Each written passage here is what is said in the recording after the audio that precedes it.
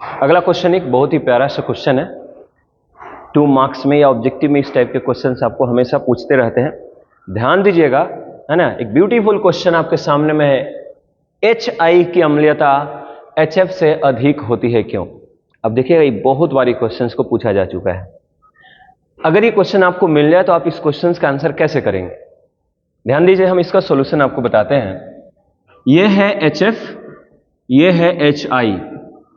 आप सबको पता है कि ये फ्लोरीन है, ये आयोडीन है। फ्लोरीन आयोडीन दोनों एक ही वर्ग के तत्व हैं। आवर्त सारणी में ना इस सब को एक ही जगह पर रखा गया। देखिए, फ्लोरीन, क्लोरीन, ब्रोमीन, आयोडीन, ये सभी के सभी वर्ग 17 के तत्व, एक ही वर्ग के तत्व। और आप सबको पता है, पहले से भी पढ़ा चुके हैं कि किसी भी वर्ग में ऊपर से जब नीचे जाइएगा ना तो परमाणु का जो साइज है ना, आकार है ना, वो बड़ा होता जाता है। फ्लोरीन से बड़ा क्लोरीन होगा, क्लोरीन से बड़ा ब्रोमीन होगा, सब इससे बड़ा आयोडीन होगा।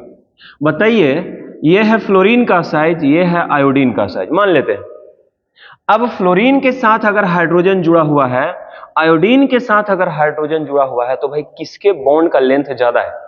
बंधन की लंबाई किसकी ज्यादा है? ये देखिए, एक छोटा सा बंधन है, ये बड़ा सा बंधन, इतना बड़ा। और आपको ये भी पता है कि बड़ा बंधन को तोड़ना आसान होता है। जिस बंधन का लंबाई, जिस बॉन्ड का लेंथ ज्यादा होगा, उस बॉन्ड को तोड़ना इजी होगा। यानी कि आयोडीन जो है, अगर ये आयोडीन का माने आकार है, तो आयोडीन क्या करेगा, इस बॉन्ड को ना आसानी से तोड़ करके यहां से H प्लस को बाहर कर देगा। लेकिन उतना आसानी से फ्लोरीन जो है ना, अपने बॉन्ड को तोड़ करके H प्लस के रूप में इसको बाहर नहीं कर पाएगा, जितना आसानी से ये कर देगा। क्योंकि बॉन्ड बड़ा है, हल्का सा एनर्जी देंगे, बॉन्ड टूटेगा, H प्लस बाहर हो जाएगा। इसमें आपको बॉन्ड को तोड़ने के लिए एनर्जी ज्यादा देना पड़ेगा, मतलब थोड़ा मुश्किल है।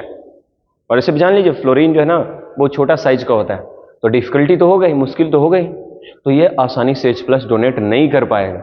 लेकिन ये आसानी से H प्लस डोनेट कर देगा। और आप ये भी पता है आपको कि अम्ल का जो अम्लीयता होता है, उसका जो एसिडिक जो कैरेक्टर होता है, वो डिपेंड करता है उसके H प्लस देने की क्षमता के आधार पर। जो एसिड जितना जल्दी H प्लस का त्याग करेगा, उसकी अम्लीयता उतनी ही अधिक होगी।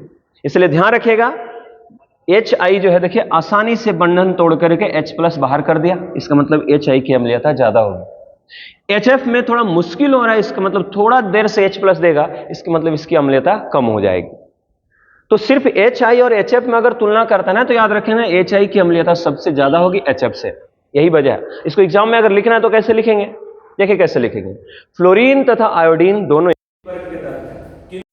आयोडीन का आकार बड़ा होने के कारण HI की बंधन लंबाई अधिक होती है, जिसकी वजह से, जिसके कारण इसको तोड़ने में कम ही ऊर्जा की जरूरत पड़ती है, और यह आसानी से बंधन तोड़कर H प्लस का त्याग कर देता है।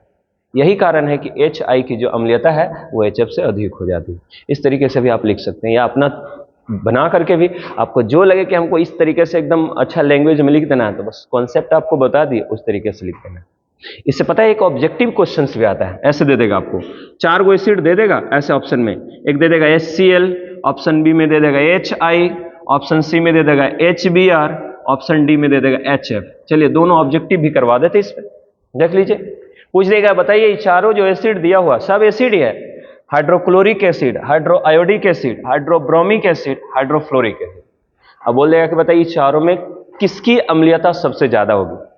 तो अभी जस्ट बताए, सबसे ज्यादा अम्लीय बोलो कौन होगा? बहुत सारा मार देता है HCl, नहीं, क्योंकि HCl जाना पहचाना लगता है इसलिए मार देता है। सबसे ज्यादा अम्लीयता होगा बोलो किसका? HI का, क्योंकि यहां पे देख लीजिए आप, आयोडीन का साइज सबसे बड़ा है, तो सबसे ज्यादा अम्लीय होगा HI, उससे कम होगा HBr, उससे कम अम्लीय होगा HCl, और सबसे कम अम्लीय कौन होगा? HF। तो ऑब्जेक्टिव क्वेश्चंस भी आप अगर इससे आता है तो आप इजी वे में आंसर कर सकते हैं।